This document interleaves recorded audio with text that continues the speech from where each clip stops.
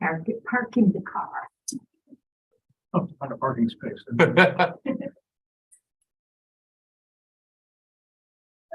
Hey, how are you? Very good. Okay. This is for you. Veronica, this one's for you. And this one's for Antina.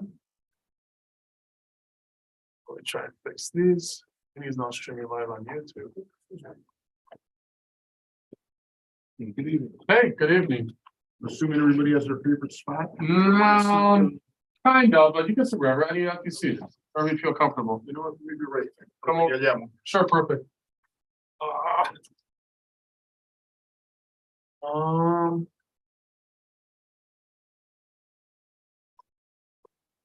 Sorry, not start video. Good.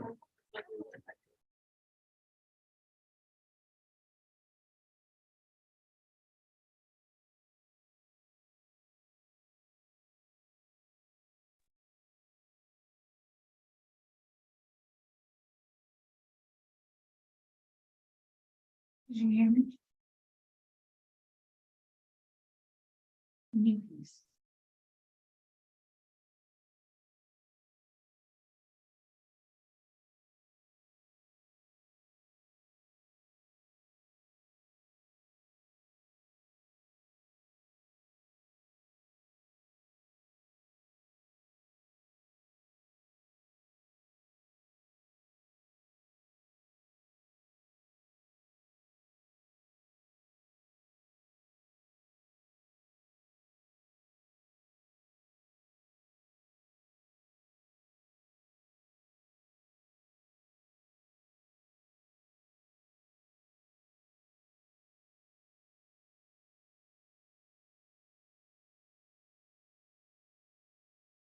Okay.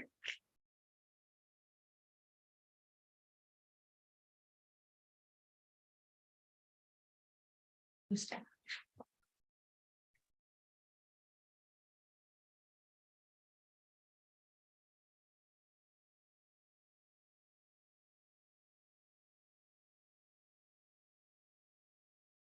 Oh, look at that picture. What is that like? Almost over there. Sorry, Greg. We'll turn you. Sorry, my friend. Let's get everyone's beautiful faces. Oh, hello. There we go. Okay. And I think you should be able to hear everyone. Greg, you got your book?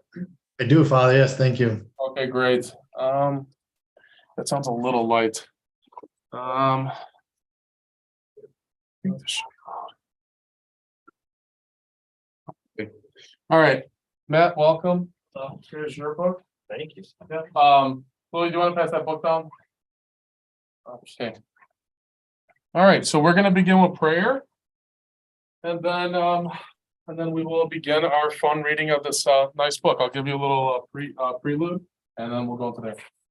Okay, all together. Our Father, who art in heaven, hallowed be thy name. Thy kingdom come, thy will be done on earth as it is in heaven.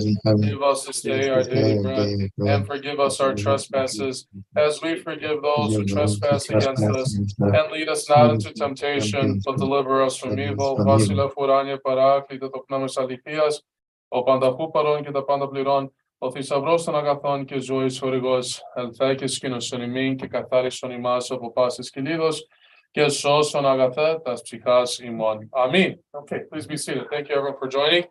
Got a couple people in the waiting room, so I'll welcome them in as well too. 3, okay. Okay. All right, so I would like to first by welcoming everyone tonight. We got a few new faces as well too that are joining us. So thank you for coming on tonight. Our goal tonight and going forward for the next few weeks, probably leading up into the first pre-sanctified liturgy, but then as many of you know, our church on the pre-sanctified liturgy is on Wednesdays. Can everyone hear us, by the way, clearly? Yeah, everything sounds good. Yeah. The pre-sanctified liturgies on Wednesdays, we have a Lenten lecture to follow. Usually it's with a guest speaker. I've only solidified 2 of them so far. My hope is to get a couple more, and then I might get a couple from our church to speak as well too on different topics. It's hard to get it's hard to get other clergy to come speak for our pre-sanctified liturgies, as there are sadly, very few, that are available because they're either ministering to their churches or with some churches that don't have clergy, they're just not available. So we're just doing the best that we can. I know last year, I still have the option. I'll still speak with them. Everyone remembers Father Stelios Muxouris, who we usually do because he lives in Pittsburgh. He does a great presentation, so we might be able to speak with him again. I've already brought up some contacts with Father Barnabas Powell. Many of you might know him. He's from Cumming, Georgia. He's at the Community of Saints Raphael, Nicholas, and Irene. Sadly, for this spring, he's fully booked, but we're looking for him to come possibly in the fall to come maybe do a retreat with our community and speak to us. Father Barnabas, he is an excellent speaker. He has a great background as he was a convert into Orthodoxy, and then he became a Greek Orthodox priest. He went to the seminary. I think when he graduated, I think I had just started my first year at the seminary. So that was really nice. And then from there, we might see his opportunities, because Father Barnabas really brings out an attitude of a modern Orthodox sense, because without his pseudo background of many of us either having some type of Greek origin, he kind of breaks down barriers in the Orthodox faith, solely being on the sense of as ethnic based and about being more Orthodox based. That's why his blog is called Orthodoxy on Purpose, or Orthodoxy with Purpose. It's something really nice, and it's something that we really hopefully can be able to gain and receive that edification by having him speak to us. So with that, as I brought up before, we are doing a little something different. So I'm going to show it to the group and then I will go over. I know one of us, Greg, has this book that I was able to give, but it's called For Mind and Heart, St. Nectarios as a Teacher. I'll show the book to the group, and then I'll put in our Zoom the link for this book, and then you guys will be able to see it. We have purchased books from the church and we've given out to all of them. So this is on behalf of the church and our adult spiritual enrichment group. Any of you that wants a book of this one so you can follow along at home, because I don't think there's a PDF version of it, because for the next 3-4 weeks, we're going to be going over the book and its different titles and chapters. Please let me know, send me an email, and I will literally mail you one of these book copies so you can have it at your home so that you can follow along, because I know our good friend Peter Tsolinas. Peter, are you in Florida? I'm in Florida, Father. We miss you, my friend. It's been a long time. What a great face to see in this bitter cold that we have up here. So we miss you very much. Our love to your wife and your entire family. God bless you, my friend. Good seeing you. And I'll never see everyone else that's with us as well too tonight. All right, so we're going to kind of begin and go into this discussion. So has anyone, well, first, this book is from New Rome Press. New Rome Press is from Father Michael Monos. Father Michael Monos is a parish priest at St. Luke Greek Orthodox Church in Columbia, Missouri. Columbia, Missouri, we know obviously it's at the University of Missouri down there. And Father Michael is a renowned, not only a clergyman of our metropolis of Chicago, but he's also a graphic designer. He's a translator, and he's the one who did the design of this icon of St. Nectarios. And he's also been able to compose many of these efforts with his publishing group called New Rome Press. Now, Father Michael has also taken on the role as, I believe, co-director or president, as well as for Holy Cross Press. Holy Cross Press is the press from the Hellenic College Holy Cross Greek Orthodox School in Brookline, Massachusetts. And so he's now expediting that effort. I'm going to screen share shortly the website so everyone could see it, New Rome Press, just so you can look on it yourself. I don't know if I showed it to you in our last group, in one of our meetings, but you can find, again, many wonderful titles, books. They're all in English. They've all been translated in English. And they're both for kids, they're for adults, and for anyone that might be interested in learning about their faith. He also has prayer books, gospels, and other things as well, too, that we use for our parish. Let me just screen share real quick. I didn't do that. And then at your own leisure, as you feel, you would be able to purchase any of these to do your own study and learn more about our continued growth in the Orthodox faith and the beautiful works that have been made and have been translated into English for all of us to be edified and participate in. So right here, books. You got books on catechism. You got scripture. You got spirituality. The mystery of marriage. A lot. And this is all in English, and it's wonderful because many of these titles that existed in Greek were never translated, and so now we have them now, and so they're able for all the people to be able to study and to learn upon. So I'm going to stop the share. We're going to go back to the visual screen that we were in, and we're going to go into the book. So obviously, when you look into the prologue and to the preface of this book, Father Michael, as well as to who translated this, by Reverend Dr. John Palmer. Father Michael, as you can see, is the publisher in this capacity with New Rome Press. And it's really great so that we can get an understanding of Saint Nectarios. So Saint Nectarios is our patron saint here at our church. It's something, as we've expressed, it's world renowned, not only because of the notoriety that he received with the movie Man of God, but to understand that he was defined as the 20th century saint. He was a saint that was marred with a lot of tribulations, and it really embodies the human nature.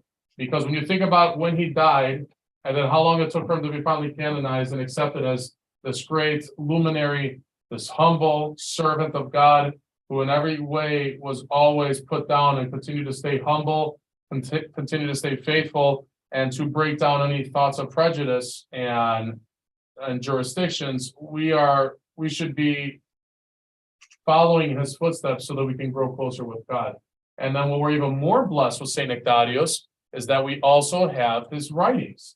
And many of his writings, if you guys remember seeing the movie The Man of God, were first being translated, not translated, first of all, they were putting into press so they could be then multiplied to given out to the people. But then now up to the last recent modern days, I'd say about the last 40 to 50 years, they've been translating many of his works into so many various languages. This book comes in, I believe, in about 15 different languages. They have it in Russian, they have it in Romanian, we have it in English and other ones. And there's so many other works that exist of Saint Nectarios, especially in the attitudes of sermons and teachings. That's why for this one, I remember when I first got this, must have been 3 years ago, I was really kind of blown away, both with the simplicity and the teaching ethos that Saint Nectarios expressed. Saint Nectarios, lastly, and I want to kind of conclude this so we can go into the first chapter. This month of January that we just concluded, now we're in February 1st, so Kalomina to everyone, a blessed month, everyone. January is the month of the hierarchs. What does that mean? January 1st begins with Saint Basil the Great. Then we celebrate the feast of Saint Athanasius and Cyril on January 18th. The following week, January 25th, we celebrate Saint Gregory the Theologian. And then we celebrate on the 27th the translation of the relics of Saint John Chrysostom. The reason why it's considered the month of the hierarchs is because it's also then concluded with the great feast of the three hierarchs on January 30th. And it's powerful because all the hierarchs are luminaries. All the hierarchs are shepherds. All the hierarchs are guides. Lastly, all the hierarchs in any capacity are teachers. We as Christians are called to teach. You're called to teach first from action and second through wisdom. And so then when we're looking into Saint Nectarios's words and stories, we get to then see this, because when you guys start opening this book and when we get into the other chapters, there's even aspects of questions that people would ask him then, or even to contemplate so that we can get his understanding of why he taught it and how he expressed it. Nico, good to see you, my friend. How are you? Good. Here's a book for you. Please take this from us. And so that's what my hope is for our discussions for the next, 4 weeks, is to study this, to get this understanding first from the first person view of Saint Nectarios, preaching and speaking to us, and secondly, to kind of absorb it and to study the aspect of how he taught, because he was the rector of the great school in Athens. I know it starts with an R. I can't say. Was it Rosario? Yeah, bravo.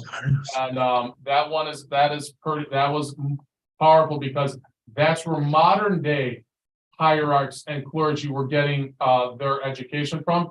And back then, when he was there, to think about, they kind of placed him there almost like an administrative duty, but his aura that we saw someone in the movie The Man of God really exemplified because of his humility, of his faith, and his wisdom that he received from God to teach and to guide all those future hierarchs and teachers of this world. And it's powerful because why?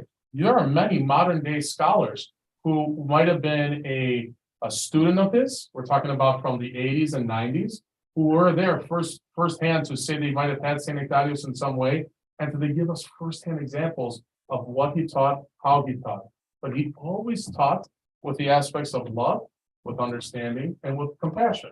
And I think that's powerful because even when he created his monastery, which we know, even when he was thrown into that little chapel on that one island where he was by himself and he was preaching to those sheep herders and goat herders, and they didn't care about it.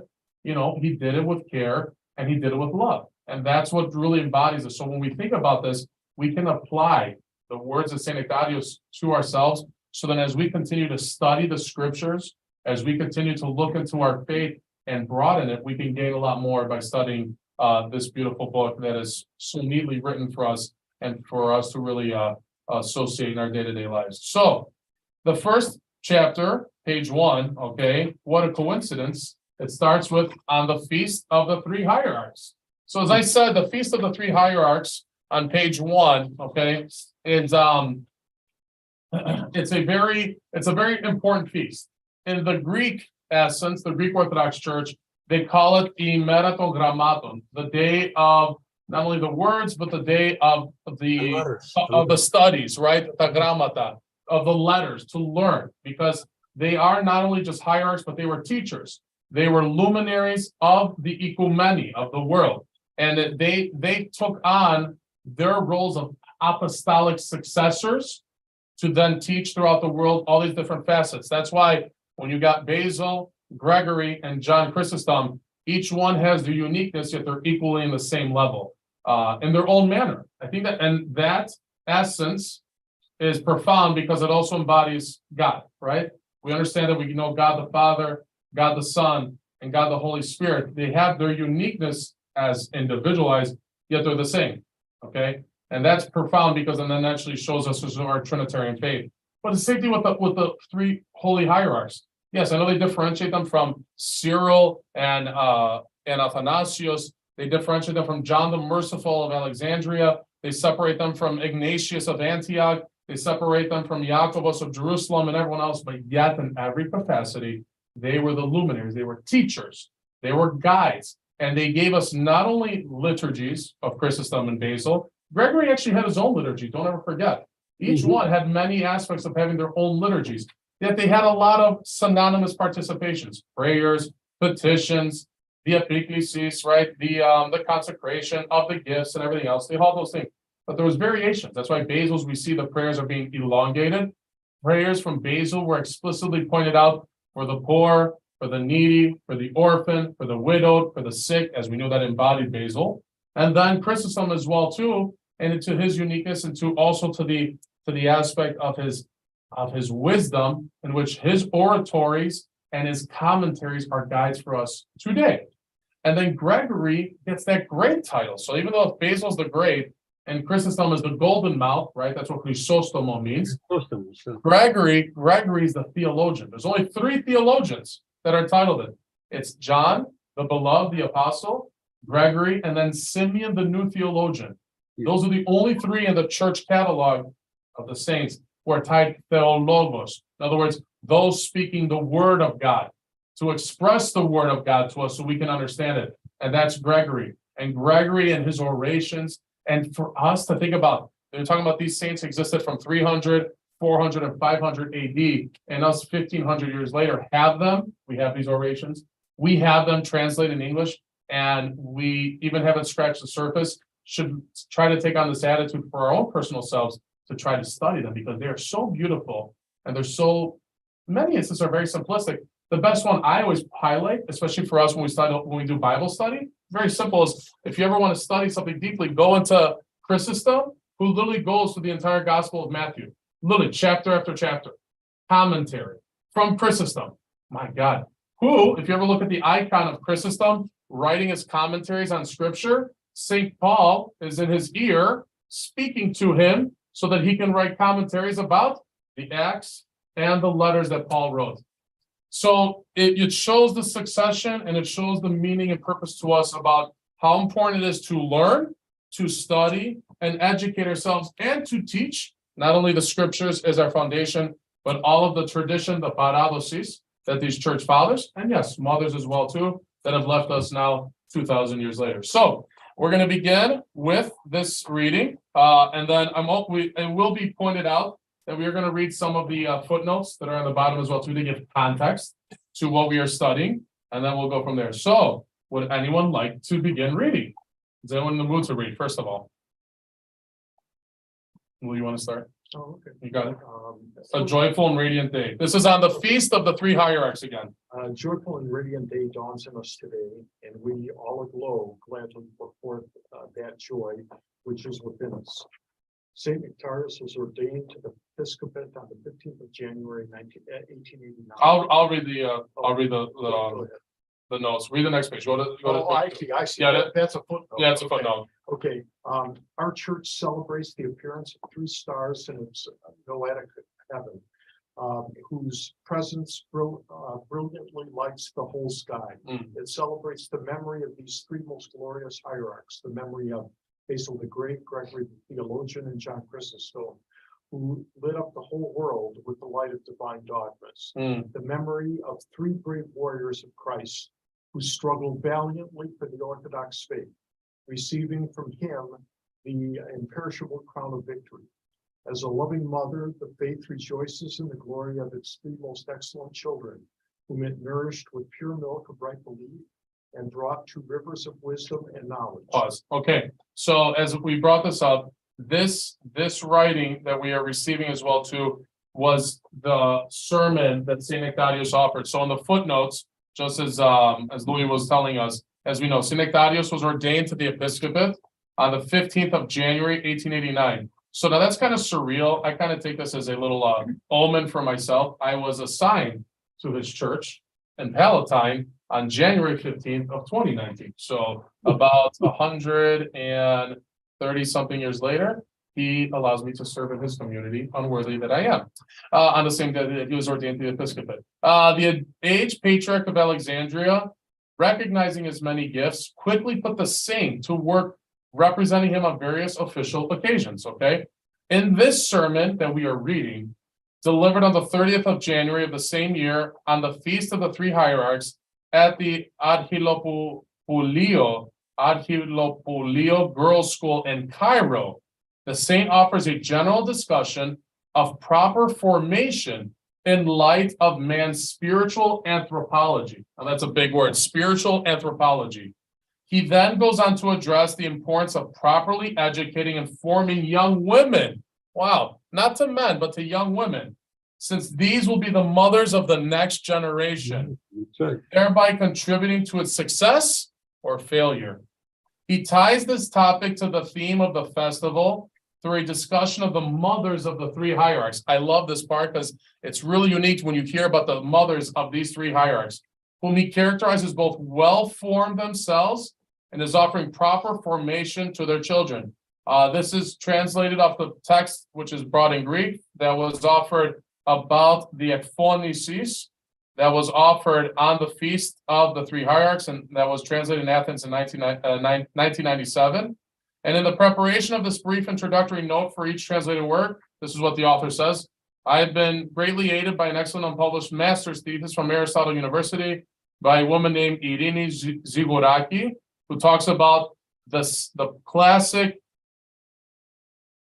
classics of children and teaching of the children's works done by Saint Nectarius of Pentapolis. So this is where it's all based off and how we understand it. So this is giving us a great opportunity because now, how cool is that you get to read and hear from the sermon, the mouth of Nectarius on this great feast, and now getting the precursor to understand what he's going to be going into, talking about the three mothers. Now, does anyone know the names of the three mothers of the great hierarchs? So what? Yeah, Nona is the mother of Macrina's Basil's. Saint Nona. What? Saint Nona. Is that Gregory's? That's Gregor's. Well, you should know that you're named after Yes, him. I know Okay, good that. job, Greg. Kudos to you, 1 point. And then Chrysostom's, I think, is Anfusis. Anfusis, I remember because it's the two names that are celebrated on his feast day. It says Chrysostom, Dimitir Aftu Anfusis. So thank God for my memory. So that's the 2 points on that, but you're gonna see later on when he describes and go from there. All right, someone else, Marita, why don't you begin?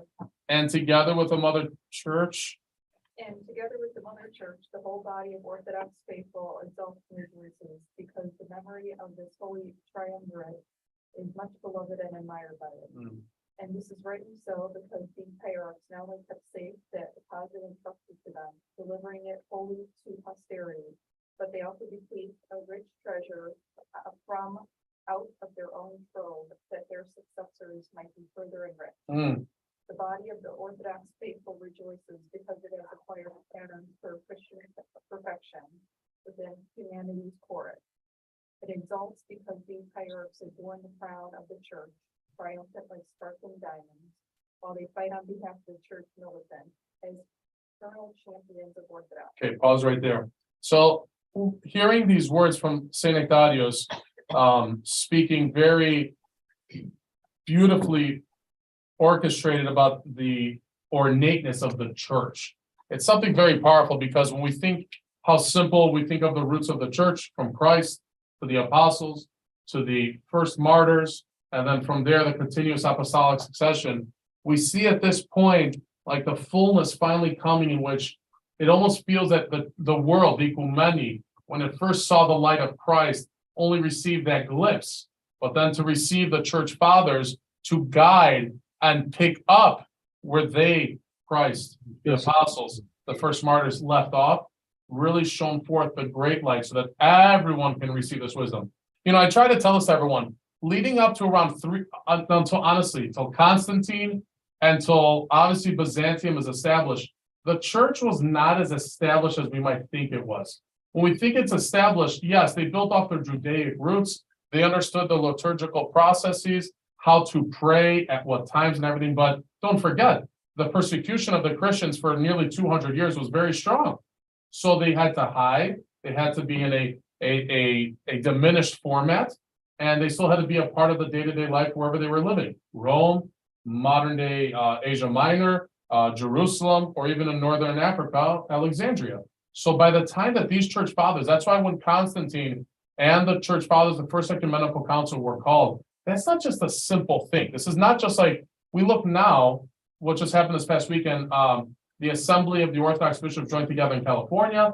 They met, they talked, okay, hunky-dory, whatever, but nothing was accomplished. I mean, what are they gonna do? They're gonna establish dogmas? They can't. They are auxiliary bishops of thrones, Patriarch of Constantinople, of Alexandria, of Russia, Serbia, right? So they can't make any great dedications. It's more of a synexis, a get together. But when you think about them at the First Ecumenical Council, we didn't have a creed. We didn't have a full formation of the scriptures. What is accepted? What's apocryphal? What's hidden? What shouldn't be said? And then everything else to guide the faithful to oneness with Christ and with each other. It's really remarkable that they were all able to come together in a mindset to refute heresies, to stay united, and then to establish these roots that were built upon by the blood our Lord shed for us, the struggle the apostles went through, and the witnesses of the first martyrs and the early church fathers, so we can have what we have now. That's when you hear these terminologies of these luminaries, of these rich treasures that are coming from their trove, that this is what I love, that their own trove, that their successors might be further enriched. So their goal of these saints, these three hierarchs, think about it, it's not about them.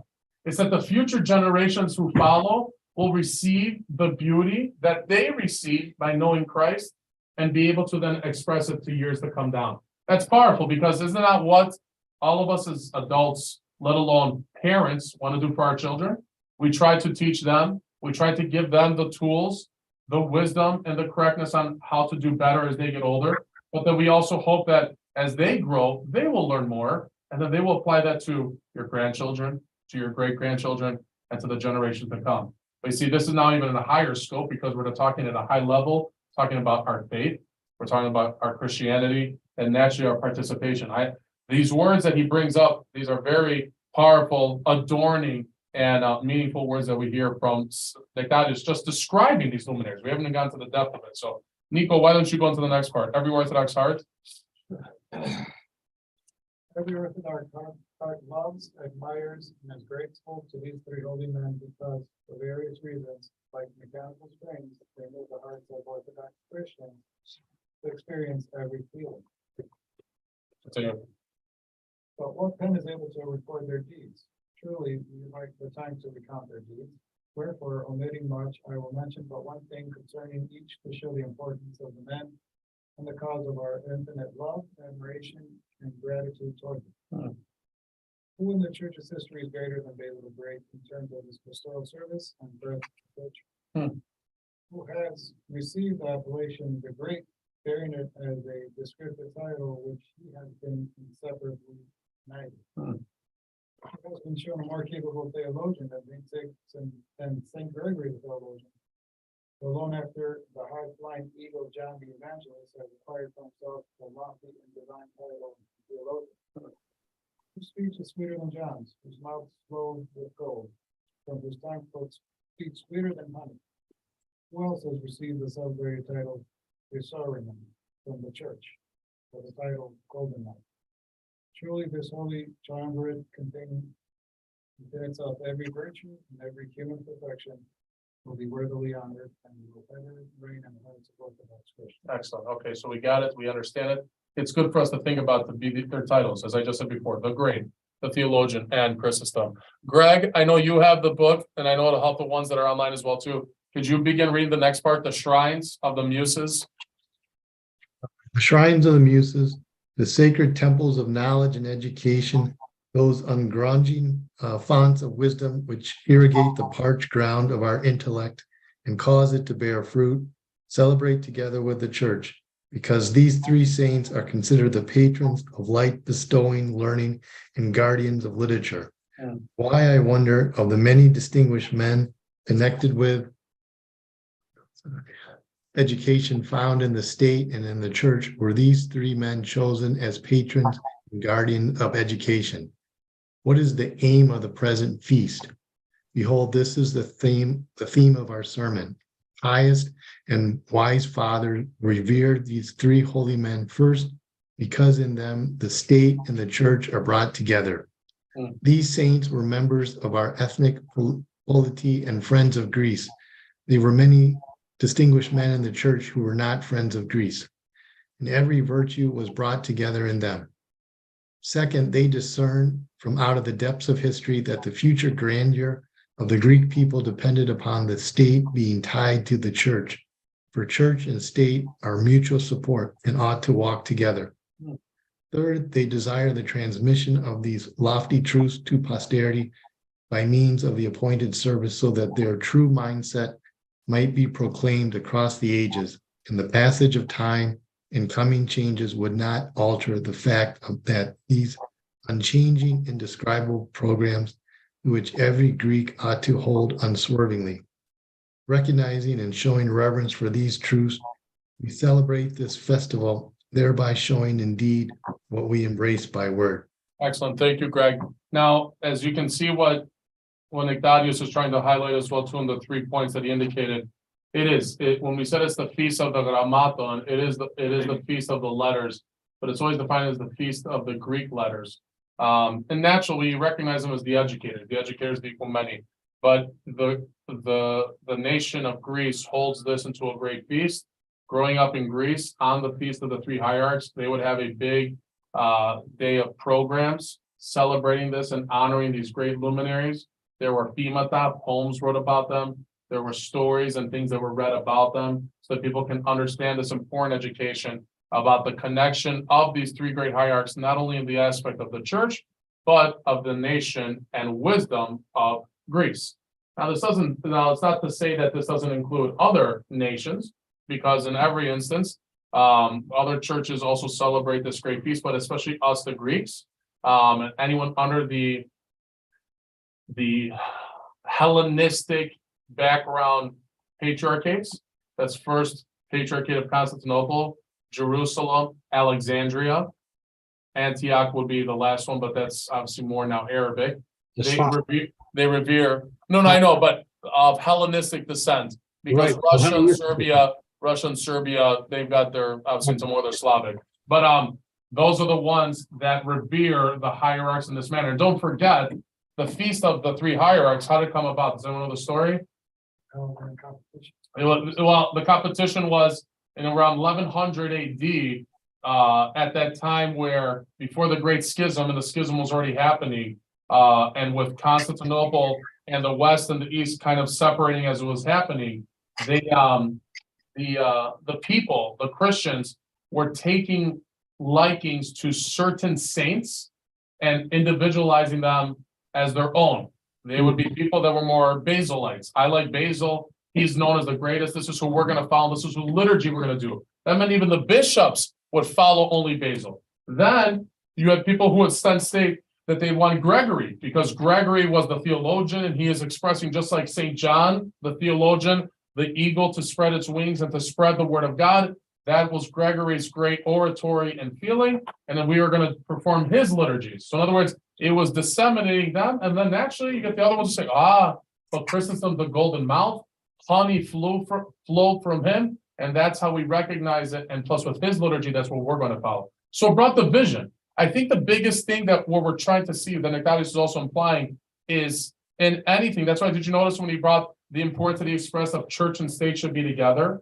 Anytime there's division from the church and anything that's attached to it, it brings weakness. We see that division, first of all, amongst people. Then we see the division, then it also then exists with ethnicities, where then we can't break down these attitudes of whatever ethnic culture we are, that we're still one body, one mind, and one heart of God, okay? And then from there, we then see the division that also then exists, considered to the aspect of politics, then the aspect of education, the aspect of other avenues that differentiate one from another. So the division brings weakness, and then we saw that within the eventual schism, and then the continued branches off that we have to now modern day. You think about this, Christianity, if you say modern day is 2023 years old, hypothetical, or even 2000 years after Christ's death, we have tens of thousands of denominations of Christianity. That's pretty profound that in a 2000-year span, we could come up with this many forms of a faith that was rooted to one level, from Christ to his disciples, and to spread from there. But that's where we are as humans, and that's how we've gotten to. But you see here, the church fathers, their goal and their attitudes were always continued in the understanding of unification, being unified, being together, being supportive, and on the same playing field. Where then, in the miracle that happens at the Feast of the Three Hierarchs, the Patriarch of Constantinople at that time, when he fell asleep, he had a dream, and in his dream he saw all three of them. And all three of them came to them and saying that us and the throne of our Lord are considered equal and of one essence and one thought, that there's no division. There's not one greater than the other, and that there's not one title higher than the other, but that we are all here to glorify his name and to sing the praise that they offer at our Lord's glorious throne in his heavenly kingdom, which then in turn gave us the attitude for the faithful to then bring that to them, to bring them to great honor together. That's why this feast, first of all, exists in the first place. And then they tied it with the people coming together to honor all three of them, celebrating their great essences of these three individuals about one focus stone that's proclaiming the love and wisdom of God. So you get the whole scope of what we try to talk about and study in this capacity with the three hierarchs. Okay, Matthew, why don't you read Since My Life? Since my life and every effort have been in harmony with this carved out program, it seems reasonable to me to say a few words about the religious upbringing and intellectual formation of children, proving the oft contested truth that education and religion must be linked together by my treatment of the theme. Since, however, the issue of man's religiosity needs to be proven, I will first prove this. At the instant of its development, man's rational being considers itself to be entering like a foreign pilgrim into some great theater, stretching as far as the horizon and marked off only by the infinity of heaven. Astounded by the world around him and its grandeur, by the radiance and beauty of the universe and the harmony found therein, by the wise order of all things, he therefore asks, what wise artisan has created this wondrous image? Who is the universal creator, the infinite wisdom who created all things? Answering this question with a single voice, all nature proclaims its creator. This voice excites in man a desire for knowledge and understanding, and sets every faculty of his spirit in motion. Okay, let's pause there and then before we continue. Now, I think this is very powerful because you're seeing a general understanding of humanity when you're talking about anthropology at the beginning of the sermon. And this is this not even to modern day where all of us in our continued studies for growth, you look at this into modern aspects, especially with scientists, with physicists, with everything when they're trying to get to levels, trying to scratch the surface of recognizing what initiated what, where did everything come from, how did this be, and almost even define as, when they want to imply it, who is God, what is God, is he real, and what did he do? And we could see this because it's a mindset that even with St. Ignatius is bringing up, that either whether you believe in God or you don't, the human mindset still triggers to that being, to that greater thing that initiated, to began all that we have. And naturally we glorify and we express it, but then it always brings us into a mindset of intrigue.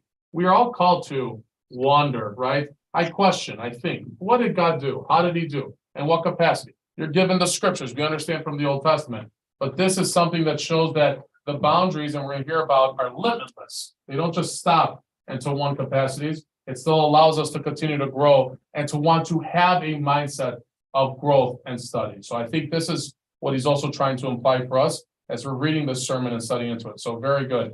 Did you finish that of his spirit in motion? Yeah. Okay, continue. His mind flies on the wings of the imagination, ascending high above that nature which encompasses him. It surpasses the boundaries of this world and travels infinite distances. With the eyes of Lysenus, Yeah, okay.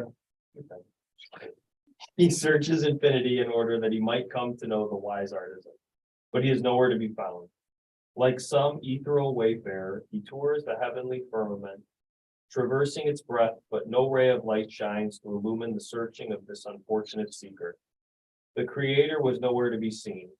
Full of despondency, he thus returns to his earthly birthplace, turns his attention to the contemplation of the things surrounding him, and resigns from the fruitless struggle to know God, understanding that nothing but the knowledge of God's existence is possible for the finite human mind.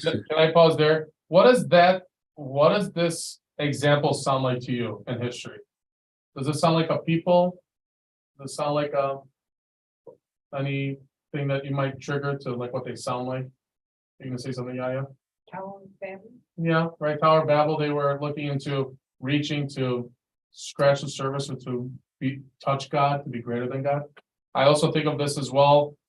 What struck me when I heard that, I thought about Paul when obviously he went to Athens and to Greece, when they have their wisdom and they got to a limit. And then it says, you have everything. You're defining about this unknown God, but who is he and what is he? And I think that's where where you heard that it got to the finite, that it reached the possible for the finite human mind, that they would get to a level that without knowing Christ to be that point to then express us into the level of understanding God, that we're almost kind of like hindered in that way. That anything you could do without having Christ will not get you to that greater level to know God. Actually, Christ is God. And so when he came and we received him, we saw God, we recognized God, we knew God, and we lived with God. So then in turn, we are now given the opportunity to continue to do all that by us being called Christians, by us being baptized, by us being chrismated, and participants in that communal aspect, not only in the sacramental life of receiving his body and blood, but in the aspect of worship, of prayer, and a livelihood with God that is Christ. So, who wants to read next? Nico, do you want to read a little? Yeah, sure. Go for it. This sentiment is the first step toward faith, which bestows knowledge of the true God whom man desires and seeks after. Why? Because God is perceived by means of creation, but he is known through faith, the cornerstone of religion. The first station on man's spiritual path clearly shows that man is a religious being by nature, since his religiosity is the natural consequence of his rationality. And since rationality leads to that faith, which brings one to true knowledge, as has already been shown, The rejection and denial of this truth is irrational, unreasonable, and absurd, because it contradicts those things shown above. Although the rational proof of man's religiosity is sufficient for us to move onward with the exposition of our theme, I will add to this the moral proof of man's religiosity in order to buttress our theory. The theory is verified by experience. Excellent, that's very good. I'm gonna read a little, and then if anyone else wants to, let me know. Who was he preaching this sermon to? Sorry to interrupt. It was, I mean, this is very Heavy. scholarly. yeah, well, Like, so if he's talking to just common, I don't know, these have to be educated people, right? says the same, it says that the Archilopolio. The Girls' School of Cairo. Yeah, that offers a general discussion of proper formation. And this was a sermon, so when you're thinking about who he's talking to, Sounds like a school for young women. yes, it sounds like a school for young women, but you're assuming that, I don't think it's directed to the young women as a teaching. I think this is also directed to all those present, including educators, as well as visitors who might be in this. So it's not like, They're probably just smarter than us. well, I can tell they probably enjoyed reading more than we did 100 years ago, but think about this one. I mean, it's pretty yeah, because then he's gonna get down into more. This is like a prelude into like a bigger thing. And now mind you, these other chapters, it's not they all coincide, right? There's differences. It's about teaching. This was an example of a sermon here, but think about this one. I can't speak like Nicodius, but if I even attempted any of this on a Sunday sermon, I would be, I think they had longer attention spans, Father. I mean, or longer attention spans, right? I mean, read any of St. John Chrysostom's sermons. Reading those sounds like it's like a master's course too. You wonder, is that was just the regular congregation that was there to hear it? Well, I mean, I think we've all kind of gotten that feeling that, and we've recognized that too, that this showed to the importance, and don't forget, the sermons, especially in this time, were offered after the gospel. And so that's why he's gonna then tie in later to the mothers and to the education, because I can't assume, but I mean, the gospel that we read on the three hierarchs liturgy is the one of, I believe from Matthew, about a light set on a hill to shine forth. You don't put it under a bushel to be hidden, but you show it forth in a greater manner. That's what they're considered as luminaries, right? Their light shines forth higher and greater, and to express it. So I'm assuming that when Nicodius is offering this to this type of school and to those present, it'll give the opportunity for them to really study and to hear these, heavy words, but in an educated setting. Because remember, like when I go, so in Thessalonica at the Aristotle University, not just the School of Theology, but it's open. There's a chapel in Aristotle University in Thessaloniki, and they have continuous services. And when they have sermons, they don't just offer sermons like they would to a parish level. I'm assuming that they're theologians. Now, mind you, they have male and female theologians. They also have priests, they have bishops that are there local who offer sermons during the services. I probably would assume, I've never been to witness, they're going to say, what about the seminary? The seminary where I went in Brookline, our goal is to teach our clergy to be in a parish level. They're also teaching not only clergy, but they're teaching theologians, they're teaching future doctorates, theological studies, religious studies, and everything. So they probably were offering higher thinking sermons to a deeper group and a deeper studied group. Yeah, I would assume they were probably much more educated than most, I don't know. than the common man. That's I mean, or maybe they just expected the people of the church to pay more attention. It's like, hey, this is important. Listen up. It's not going to be easy, but we got to go. Right. And to have their design. Now, mind you, let's all be respectful. They didn't have phones. They didn't have extracurriculars. Their focus was the church. That was probably the highlight of the day. Who knows what the rest was? If they didn't have any other studies, and that's what they were talking about, they probably had an eagerness to hear the sermon of that day. And that's what they were going to probably talk about after the services were done, and whatever social gathering or activity that they were going to do, and say, wow, think about what Nicodius said on this capacity or in this manner about X, Y, and Z. So food for thought in the context of the situation. So very good. What after all? No, No, as a social being, okay, all right, on page 6, as a social being, man must also be a religious being, since there cannot be a society without religion. The world's history bears witness to this truth. Once great Rome succumbed to decay and its polity crumbled when the people's religious convictions were shaken. We will omit other examples, thinking this alone to be of sufficient weight. Religion is the connecting link which binds together all the various members of a society into a single, unified, stable body, since religion contains the means of ennobling man's sentiments, raising them above his desires and urges. It contains the means of influencing him salvifically. Wow. What, after all, is able to prevent one member of society from oppressing another? The state perhaps, but the state presupposes religion, for the state requires that its members respect the ideals of faith, love, altruism, and these are not to be found in a religious society. What is there in such a society to quell the urge to deceptively acquire another's wealth, for example? Lacking this, there is no state. Moreover, suppose that some strong will should establish a polity by means of force.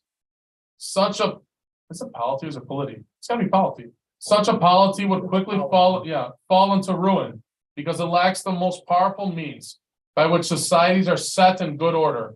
For man is not reigned in by force, but rather by faith.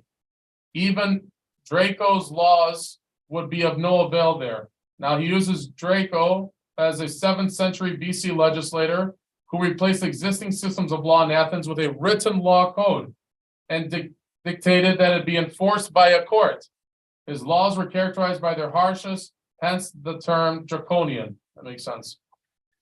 It is not what is condemned by the laws that corrupts and destroys communities, but rather it is what the law upholds, namely moral feebleness and corruption born of unbelief and irreligion. The natural existence of man therefore requires religion. Since as a social being, his very existence is threatened without it. Wow. And because his existence as a social being is threatened without religion, religion is therefore an essential attribute of man, and the social man must act parallel to the religious man.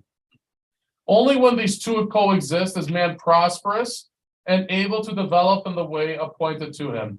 Otherwise, this is impossible, since community alone may be its advantages, helps man develop, leads him forward, and raises him up to a lofty vantage.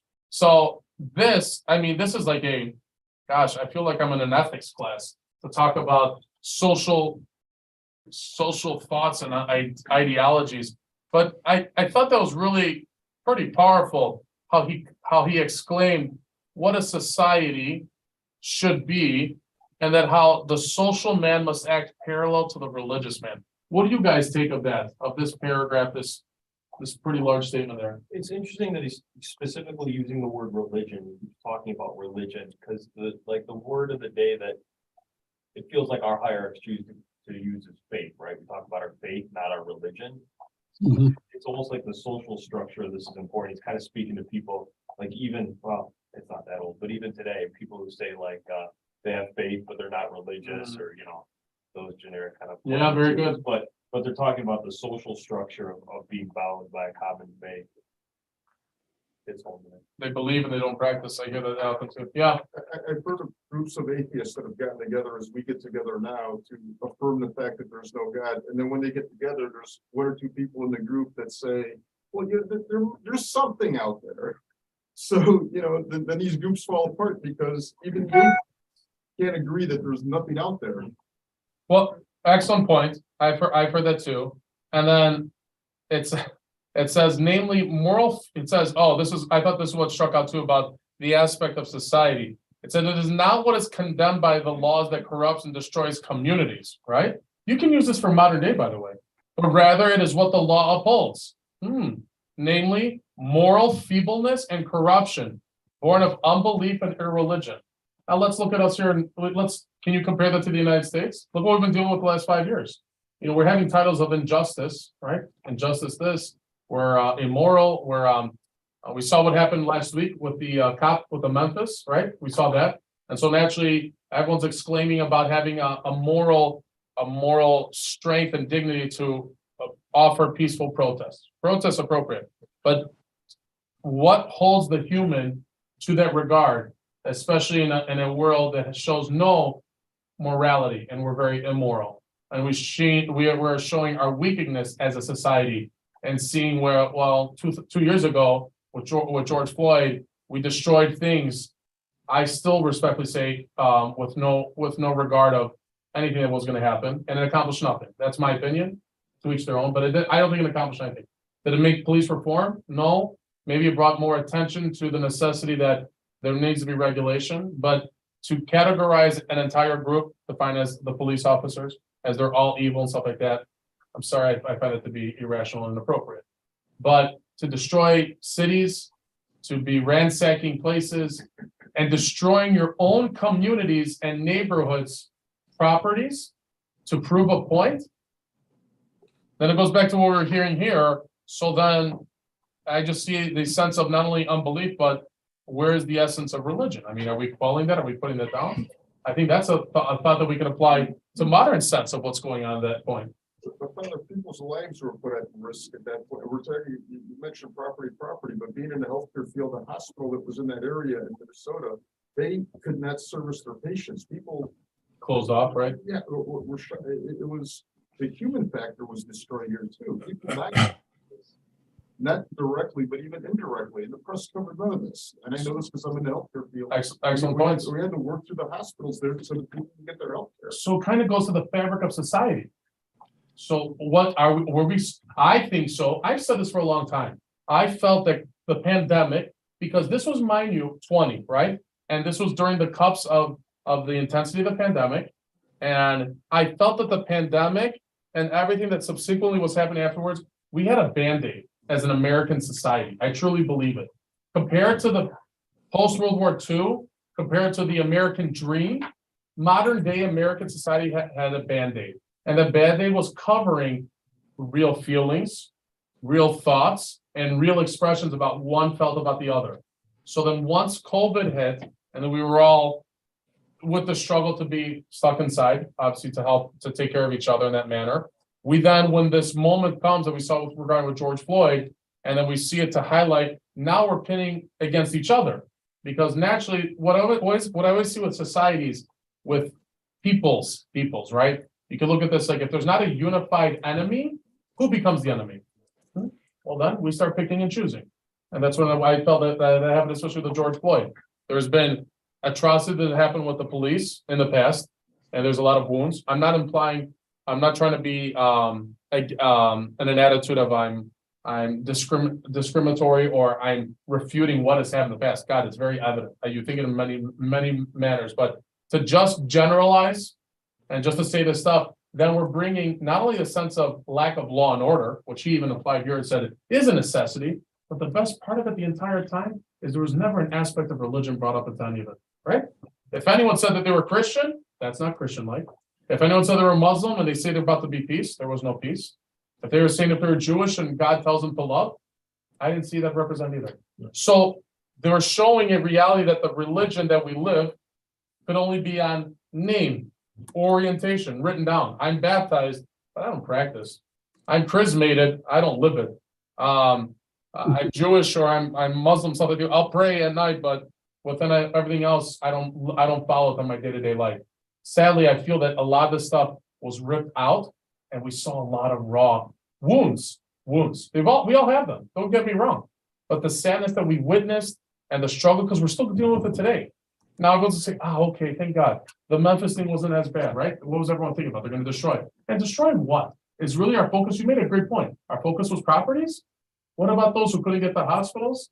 Or that they were closing off areas? Or then we hear like in Seattle, you hear in San Francisco, they're building out towns. They're doing stuff to hinder any type of opportunity to do what they need to do on a day-to-day basis. What I guess the problem that I look into is, and seeing this is now over 100 years old, his sermon, right, 1899 or 1889, and then to now, modern day, it seems into their fabric of society, mind you, and to where he was living in Alexandria, was probably better organized and more amicable with each other than we are to modern day. And we define ourselves as the modern people, the post-technological people where we have everything in our capacity. And I look back, I'm like, my God, these words hit harder now than they might have even hit then to the people that they were talking to. And he's talking to these young ladies for context, because then he's going to talk about, when we'll try to get to that point, about the mothers of these saints, Basil, Gregory, and John, to show the example of the motherhood that established these lights into the world. And if it wasn't for their mothers, who knows what we would have received?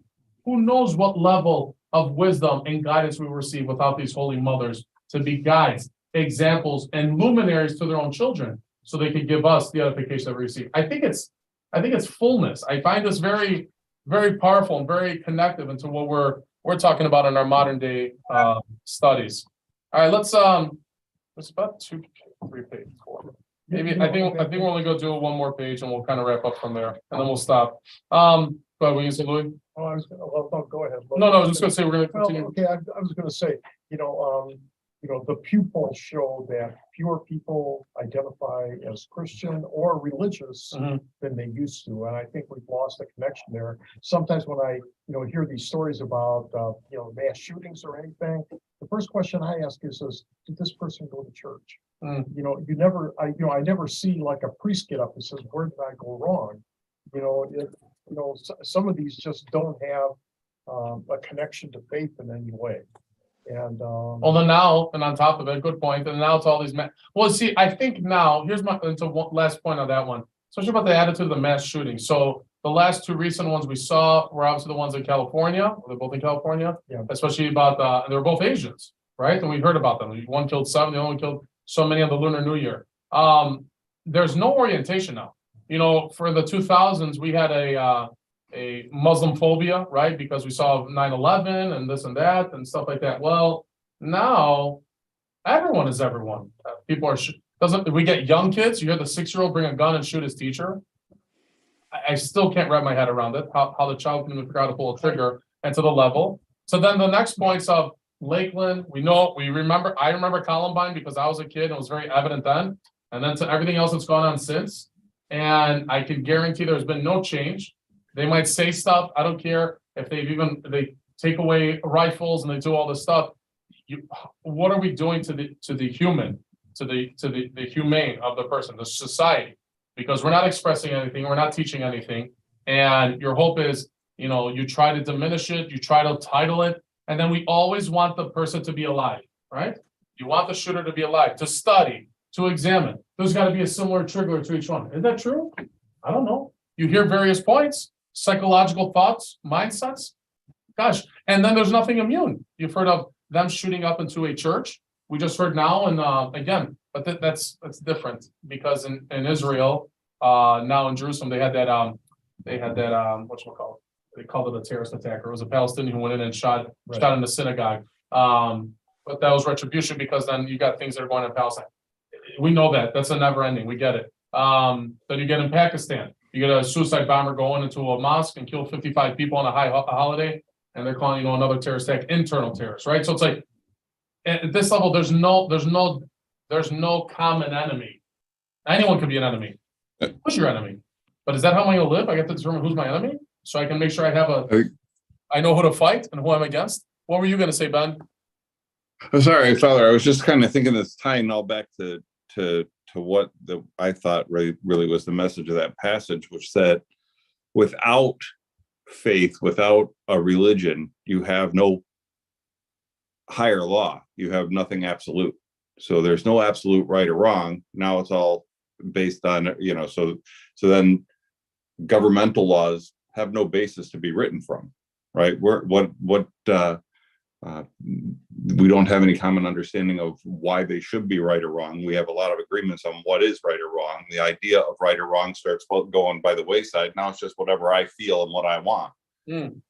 And so then you start seeing people act in ways that have always seemed absolutely against what society would withstand because we all had a common view.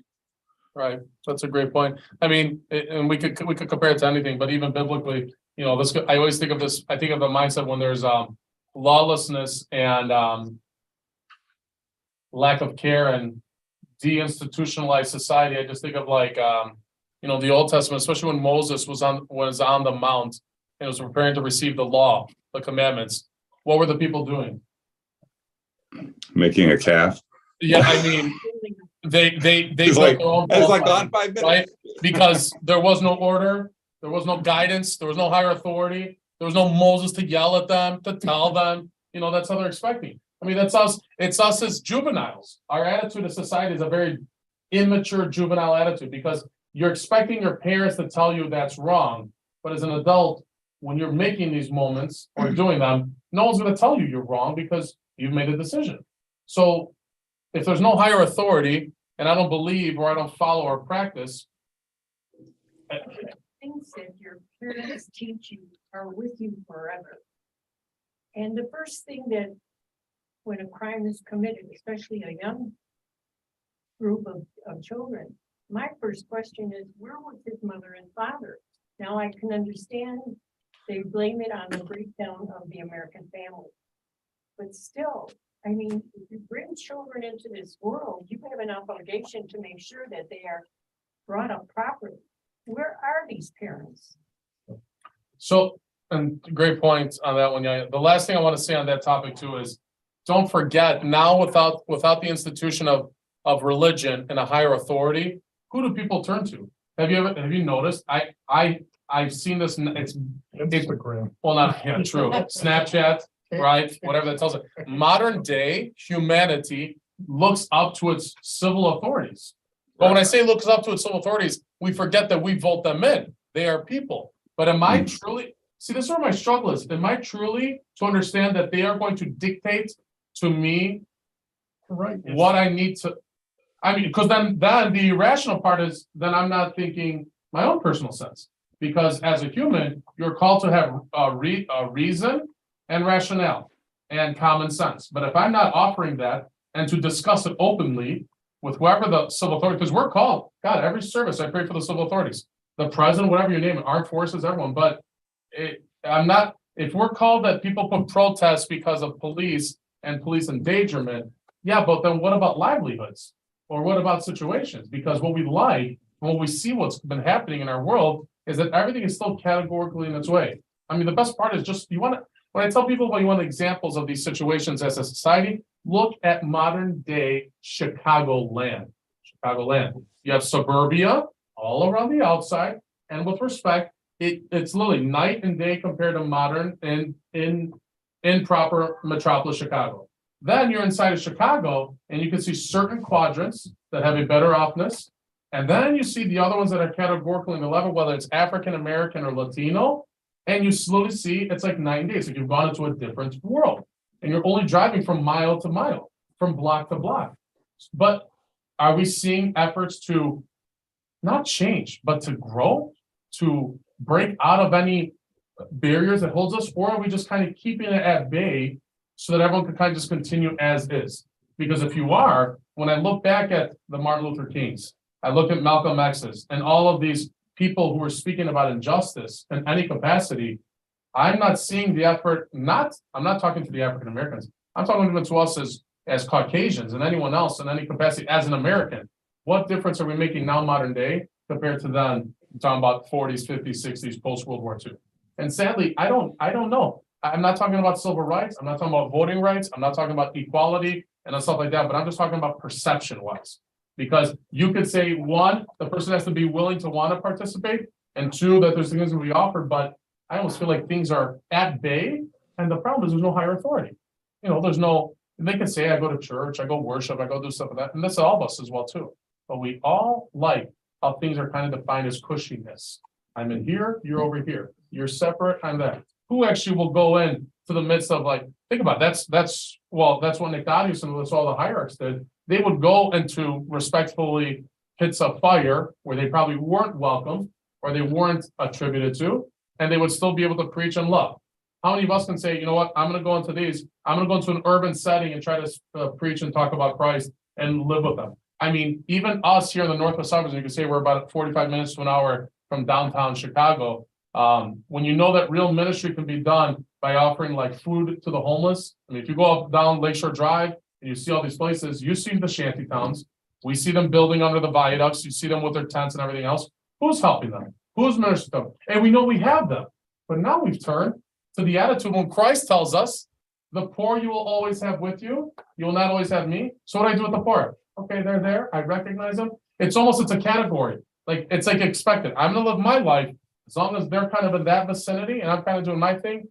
That's how we're going. So in other words, I'm not challenging everyone to be civil rights leaders and to be breaking molds, but what are we doing in society and religion into this way? Yeah. Father, it's funny that we're gonna be talking about the mothers of the hierarchs. You know, you married Valerie and Nico here at Yeah. the church, my niece. Yeah. And we got into this discussion about, how does the world become a better place? And I looked at her and I said, okay, you're gonna be a mother soon. It's easy to talk these kind of values that you talk about. What are you gonna sacrifice for your kids to make the world a better place? You're talking about how the environment has to be better.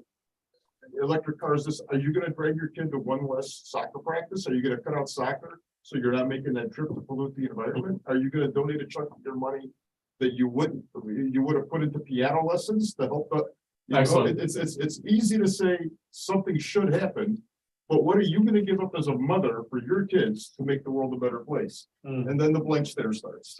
Now, excellent, great point. Now that the blank stares, but it's, again, I define as the category, like, okay, we, even though we have class systems, right? Middle, upper class, lower class, it's almost like, now you hear people are saying they're trying to destroy the middle class, it's only what and whatever. But regardless, we go, I think about that often because it's like, if there were, so I said, you think of what's going on now with the war in Russia and Ukraine. You hear about, and I'm not saying pro or against, but when you're doing mathematics, simple mathematics, and think about the billions that are going out and they're going to support and to help them to defend themselves or whatever, I'm not trying to imply we should save it to give ourselves, because you know what's my problem with us? We could have all the money, we still don't even know how to utilize it to give proper necessities, not only for the poor.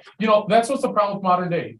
I think people can recognize, you do realize modern day, with the richness of our world, every country, we could eradicate not only homelessness and world hunger, but everyone could live appropriately if we all did what we needed to do. Very simply, not that hard, like you said, but who's gonna wanna do that? Or when we see, and they all say, well, it's capitalism. We're all trying to do better for our personal selves.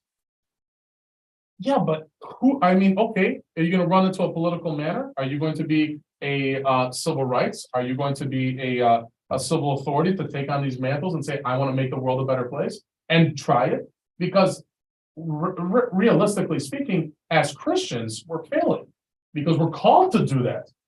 And that's the other problem too. So who's actually doing it?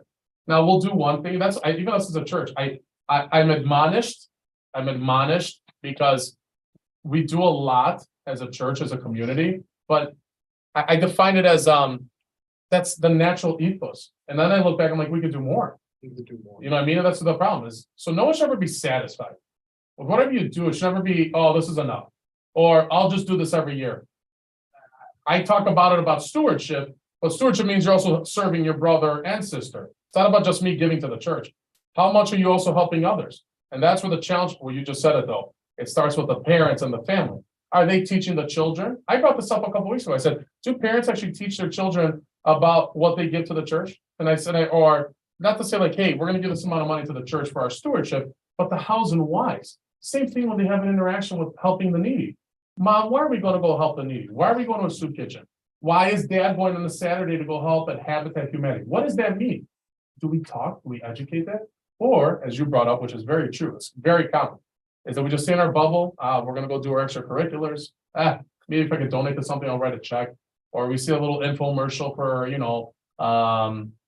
St. Jude's. I'll send them $25. Okay, that's great. But is that Christianismo? Is that Christianity? No. So there's deeper roots to these things that we're lacking. And, I think it's for us, these are always great topics. We're going to stop there tonight. So that's page 7. We're going to continue next week into our discussion. But I know, Chris, you've had your hand up for a little bit. Why don't you tell us what you wanted to say? I'm sorry. The thing is you take when something happens, okay? People got this environment. First of all, they want to get evil. I don't care what it is, something's happened to you. The first thought, you don't think of religion. Say, I did this, I wanna do this, you know, forget about this thing. You take like years ago. When the mafia used to have it, they used to take care of themselves. They didn't bother anybody else, they took care of themselves, so they did that. Today, 9/11 happened. First of all, they say, I gotta find this guy that did this.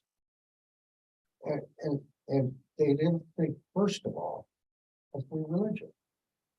What happened? What did this thing? The first thing they said is, I gotta find this guy. Do you remember what happened after 9/11 though? It was a Tuesday. I remember it was a Tuesday. What happened that following Sunday? I know everybody. The churches were packed. Yeah. Yeah, Everyone was For a freaked year, out. actually, for a they year. were packed. Yeah, it was like everyone's there, we gotta go. You know, who knows what's going on? This is heavy stuff or whatever, and it got super packed. But then after a while, they started getting happy. They destroyed St. Nicholas over there, right? Completely. Okay, it took years and years and years to go to one day. But what did they go through to do it? And what caused it? How many times did they get angry at somebody else on account of this, instead of saying prayers and working something out? That's the thing is, people don't forget, you know, I'm mad at you. I might not forget it, but somehow or another, it works out great. That's the reason. It's tough, and it's, I think what we see from the book, and then from what everyone was saying as well too, I mean, when you're living in a world, and I want to finish with this one, we're living in a world, in a society where, you know, it is, we're in the United States, we're in the land of the free, right? Anyone could pray and do whatever they want. There is no defined religion, okay? But then again, you can even see how sadly other countries' power can manipulate the usage of religion to their benefit and gain for their own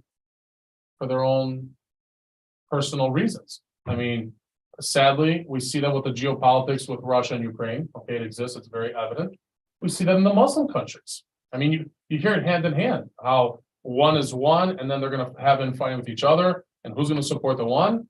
And actually, naturally, Israel, obviously being a Jewish faith as well too, and a Jewish people and culture, they have that in hand in as well too. But the question is, they can always manipulate to the power that they wanted to.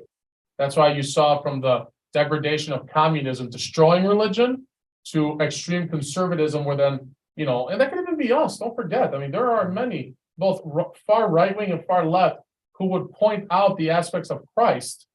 Both, I mean, you could even say from Trump to anyone, and imply that this is what they're supposed to do, or that they believe in it, but they don't practice it. Yeah, I don't want to hear religion from politicians. I want to hear from priests. Correct. You know, But it would I think what would help is if you state what you are, is that you actually try to attempt to practice it. I think that's, you know, I don't know who probably the last president did that. I would assume be like Jimmy Carter. I can't say that Reagan, Bush's, okay, fine. But it would have to be Jimmy Carter, because you knew who he was. He actually embodied that, even like what is, and I know people didn't like him, or he did not have the greatest thing, but especially from a religious point, he said what he was, and look at him now in his mid-90s, still building homes and still living that life that he still pointed out to a dedication with Christ. So it's like, you kind of, I don't need to be known about my religion, but the problem is what we've done as a society is we put a religion so far off the focal point that every generation that's coming now will not recognize religion. Yeah. Without what we're going to talk about, like you said, the guidance of, if you want to change the world, the mothers and the fathers guiding and teaching their faith and their families to the next generations. I mean, that's the one thing I remember growing up, say in the 60s and whatever. Religion was more part of pop culture than it is today. Like popular songs. It's not a necessity. Had religious elements in them. Mm. And even, almost any singer, have something about God. Well, you can even say about media. I mean, Yeah. the shows you'd watch had a wholesomeness, even from Leave It to Beaver to Or even to Happy Days or whatever. It still had a or when wholesomeness people that, sat down at the dinner table, they said grace. right? It's nowadays they don't. Yeah, didn't they have like every store was closed on Sundays and there wasn't the NFL, all that stuff. Right, all the stores were closed on Sundays, that's what, or the same, well, I mean, look now. Look at yeah, I mean, we'll wrap there, I mean, you see Thanksgiving, and this year you saw that, and they highlighted that too, I almost feel embarrassed. We're closed for Thanksgiving, what do you want to do, pat you on the back? That's something to be proud of, but that's the reality of our society. Oh, gosh, great, or, we'll give our families, and it was funny, because then I get some bad memes, this is only funny about the internet. Then they throw memes, they're like, it's okay, they can be closed on Thanksgiving because all the self-checkouts are gonna take a break and be open for Friday, because there's no one to work on. Yeah, so they. can- Oh my gosh, I'm like, you hear this For stuff? Black Friday. It's unreal, but you look at it, and that's why I like this book, it's, the whole point of it is, it's thought-provoking, it's for us to think about both words from Nectarius, Saint Nectarius, into that setting and how it's also relatable. That's what I said about teaching into our modern day and how we apply it going forward. Anyone else, as we said, Ben put, speaking of Jimmy Carter building homes, Habitat for Humanity, on Saturday, February 11th in Carpentersville. We need you out there. So if anyone's able to come, that's Saturday, February 11th. It's a wonderful opportunity. I believe I'm going to be at that one. It's my first opportunity. I haven't been able to do it and over since I've been doing it for over a year and a half. I remember doing it from college. I know many people do it. Matt's gone. Has anyone else gone as well too? The Habitat for Humanity. So we do it here at our church, and we go out to Carpentersville, and they build homes. And I can tell you, as firsthand experience, and anyone else who's done it before too. It truly is one of the most humbling experiences to actually build a home for someone to reside in. Even though you might not have the qualities, you might not be a carpenter, you might not be a masonry or whatever, but to be able to help. And so that a family, a single mom of 3 kids, whatever, where she's struggling and they're gonna be able to have it, they're gonna have housing.